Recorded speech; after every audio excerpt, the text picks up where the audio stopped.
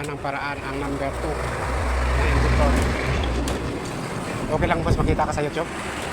Ha? Sumikat naman ako. Para naman sumikat si Kabayan. Para naman sumikat si Kabayan. Maraming follower. Calibration RBG diesel calibration dito sa Lopez Quezon. Gumaka Quezon. Layo-layo pala tayo nito.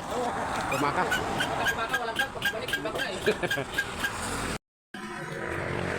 Kaya mati. Mati kaya mati. Kapatang.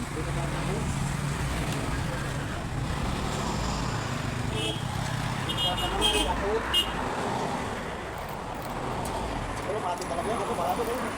Mati, di mati kalawang. Litmanan pala si Kabayan. Litmanan. Mga bungog mo. Puro mga vulcanizing dyan, lalaki. Lima na, no?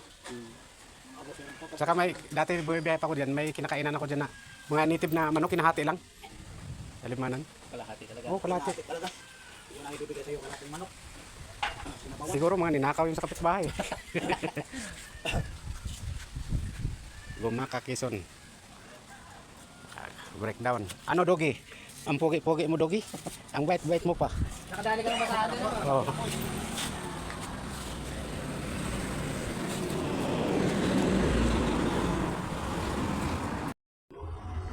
Crankshaft sensor, ini akay ang sakit, ayaw umandar.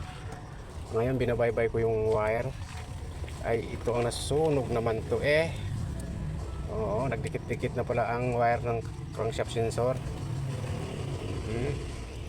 Yung walang mga kurente sa ignition coil, kasi dito kumukuha ng kurente ang ignition coil sa crankshaft sensor. Ngayon sunog, nagdikit-dikit. Mga mekaniko din na palatandain, wag na kayo mag-memorize. Yung hindi palatandain, paliwanag ko lang. Ang timing dito ng 6HK1 na makina, ang timing gear nito ay ito. Kung makita ninyo ay ito. Yan sa ilalim. Letter B. Yan. Letter B nakalagay Yan. Nasa baba. Kasi ang timing ng 6H1 dito pantay. Ito kasi yung electronic kasi common rail. Ang sabi pa nila kahit fuel pump injector pa rin. Pero fuel common rail to. Electronic. Ang timing naman dito sa ang timing naman dito ng main pulley ito. Yang gas na yan, guhit na yan sa pulley at saka yung sa gitna. Kita masyado. Ito. Ito na, ito. Masyado mumurahin na yung cellphone natin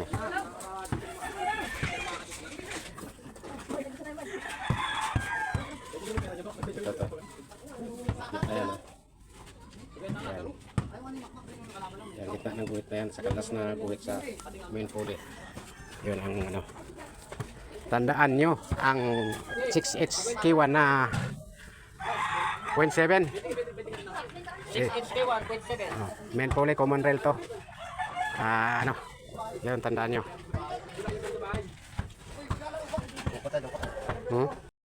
Ito magkamalas-malas to ay overhaul to. Kasi galing to sa Quezon Province. Nireker na lang kasi hindi pwede kaming pabalik-balik doon. Walang pisa. 20k ang binayaran sa reker. Basta ang tandaan niyo dito ang timing. Letter B. Dito. Pantay dito sa baba ng cylinder head. Ang H6H1 ay dito pantay. Dito pantay sa labi ditong cylinder head. Dito. Ang HE1 ganun pa rin, pero kasi injection pump kasi yung yung HE1. Ito kasi H6HK1 to. Common rail. 6HK1. Ayun na, common rail to. Yung mga injection pump. Ito wala tong timing sa injection pump nito. Ito may na to. May nakalagay doon na bintana. Maliit, wala yan, walang silipan yan. Ang timing lang talaga dito sa taas. at saka dito sa main pulley. 6HK1 na makina. At sakit nito ay yung nga nagtakak-tak ang makina. Ang dahilan ay ano? Ang dahilan nito ay injector na number 2. Ngayon, patay yung injector number 2, nagbabaga ang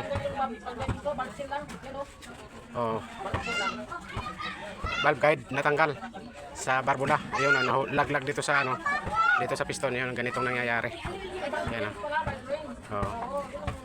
Ngayon, bakit nagkaganito? Nalaglag. Wala nang supply na diesel dito kasi hindi na bumubuga. Nagbabaga ngayon ang piston. Barbula nagbabaga. Yun, nalaglag ang valve ring. Ano? Barbula? Nagbabaga nga to. Bumaga ba? Hindi siya babaga yung injector ng ano? Injector ang sira eh. Nagbaga siya. Yun, lumambot yung valve ring. Nasiraan na ito sa Gumaka Quezon. Ni-rescue. Nakabili ng isang ano, injector ay 9,000 sa Daet, Camarines Sur pa. Itong nangyayari ngayon.